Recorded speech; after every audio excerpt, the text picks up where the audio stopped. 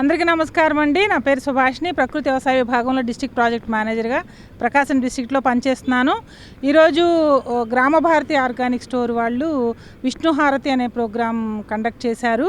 దానిలో రైతుల్ని సన్మానించే కార్యక్రమంలో ప్రకృతి వ్యవసాయం చేస్తున్న రైతు దంపతుల్ని ఈరోజు సన్మానించారు. దానిలో భాగంగా మేమందరం మా టీం అంతా కూడా ఇక్కడికి రావడం జరిగింది.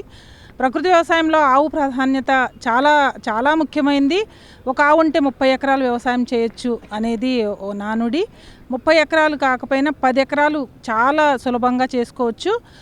ఆవు ఎందుకు అంటే ఆవు గోమాత మన నేలను సంరక్షించుకోవాలంటే, ఈ సూక్ష్మజీవులు వృద్ధి చెందాలంటే ఆవు పేడ మూత్రము చాలా చాలా ఇంపార్టెంట్. అందుకని ఆవుని ప్రకృతి వ్యవసాయం చేసే రైతులు చాలా ప్రేమగా బిడ్డను పెంచుకున్నట్టు పెంచుకుంటాము. మాకెవరన్నా ఆవులు దానం చేసినా కూడా టీటీడీ వారు ఇచ్చారు మాకు.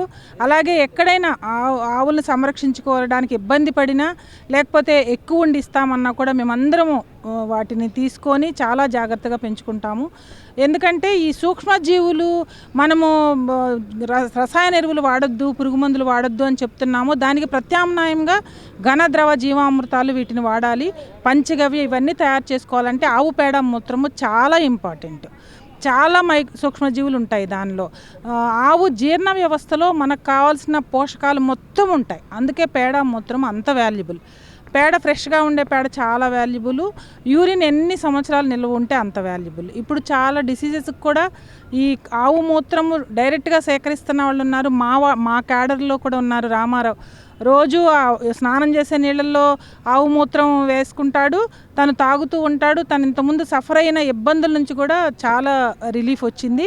ఇలాంటి కేస్ స్టడీస్ చాలా ఉన్నాయండి. ఆవు ద్వారా తను పొందిన ఉపయోగాలని చెప్పే రైతులు కానీ, వాళ్ళ కుటుంబ సభ్యులు కానీ, ఆరోగ్య సమస్యలు ఎలా తీరాయని చెప్పిన వాళ్ళు చాలామంది ఉన్నారు. మా నంజుండప్ప వాళ్ళ వైఫ్ కూడా చాలా ఇబ్బంది పడిన ఆవిడ ఈ ఆవు మూత్రము వీటిని స్వీకరించడం వల్ల కూడా ఆవిడ ప్రాబ్లం సాల్వ్ అయింది. ఇలాంటి చాలా చాలా అందరికీ కూడా అవగాహన వచ్చిందండి. ఇప్పుడు కరోనా తర్వాత ఎక్కడ రసాయనాలు లేని ఆహారం దొరుకుతుంది ఒకటి ఆలోచిస్తున్నారు.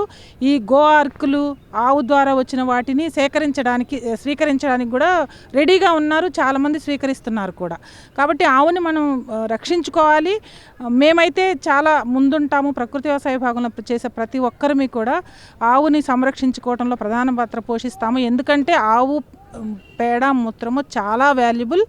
ఆ పాలు కూడానండి, పిల్లలకి ఐక్యూ లెవెల్స్ పెరగాలంటే కూడా ఆవు పాలు మనం చాలా నెగ్లెక్ట్ చేస్తాము, కానీ చాలా వాల్యుబుల్. పిల్లలకి ఐక్యూ డెవలప్ అవ్వాలన్నా, హెల్త్ ఇష్యూస్ రెక్టిఫై అవ్వాలన్నా మనం గేదె పాలు ఎక్కువ తాగించడానికి చూస్తాం, కానీ ఆవు పాలు వేడి చాలా చాలా రీజన్స్ చెప్పేసి పక్కన పెట్టేస్తాం. కానీ అవి చాలా ఇంపార్టెంట్. చాలా పోషకాలు ఉన్నాయి ఆవు పాలల్లో. మేము ప్రమోట్ చేస్తున్నాము. ప్రకృతి వ్యవసాయం చాలా ముందుకు వెళ్ళే ప్రక్రియలో ఆవుకి ఎంత ప్రాధాన్యత ఉంది మా అందరికీ తెలుసు, మా టీం అందరికీ తెలుసు. ఆవుని ఆల్రెడీ మా వాళ్ళ దగ్గర ఉన్న ఆవుల్ని సంరక్షించుకున్నారు. కొంతమంది కొనుక్కుంటున్నారు.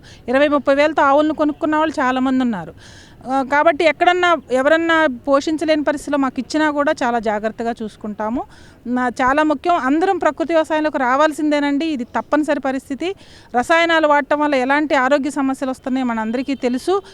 ఈరోజు ఈ గ్రామ భారతి ఆర్గానిక్స్ వాళ్ళు లంచ్ క్యారియర్ ఒకటి అరేంజ్ చేస్తున్నారు. అంటే ప్రీ ఆర్డర్ చేసిన వాళ్ళకి చాలా ఇప్పుడు తిన్నాము మేము. అది రసాయనాలతో పండించిన ఆహారం ఎలా ఉంటుంది, ప్రకృతి వ్యవసాయంలో చేసింది ఎలా ఉంటుంది అనేది ఎవరు చెప్పక్కర్లేదండి. భోజనం తిన్న తర్వాత వాళ్ళే చెప్తారు. అంత డిఫరెన్స్ ఉంటుంది. పోషకాలు కూడా మనం తినే ఆహారం అనుకుంటున్నాం కానీ పోషకాలు చాలా తగ్గిపోయాయి. మనం తీసుకునే కూరగాయలు 1 కేజీ తీసుకునేది 5 కేజీలు తీసుకుంటే కానీ పోషకాలు సరిపడా రావంట. అదే మీట్ అయితే డబల్ తీసుకోవాలి. అలా వెజిటబుల్స్ అయితే 3 టైమ్స్ తీసుకోవాలి. ఇలాగా మనం ఆహారం ఇంత తీసుకుంటున్నామో పోషకాలు వచ్చేసినాయి అనుకుంటున్నాము. మన ఆహారంలో కూడా పోషకాలు తగ్గిపోయినాయి. అందుకనే దేశీ విత్తనాలను ప్రమోట్ చేస్తున్నారు. ఇప్పుడు పెట్టిన ఆహారంలో కూడా అన్ని దేశీ వరి రకాలే ఉన్నాయి. వాటిల్లో పోషక విలువలు చాలా ఎక్కువ. దేశీ విత్తనాలు వాడాలి, ఆవుల్ని సంరక్షించాలి, ప్రకృతి వ్యవసాయాన్ని ప్రోత్సహించాలి. ఇది మా స్లోగను. రసాయన రహిత వ్యవసాయం చేయాలి, నేల ఆరోగ్యం కాపాడాలి, మన ఆరోగ్యం కాపాడుకోవాలి, వాతావరణాన్ని పరిరక్షించాలి. Thank you.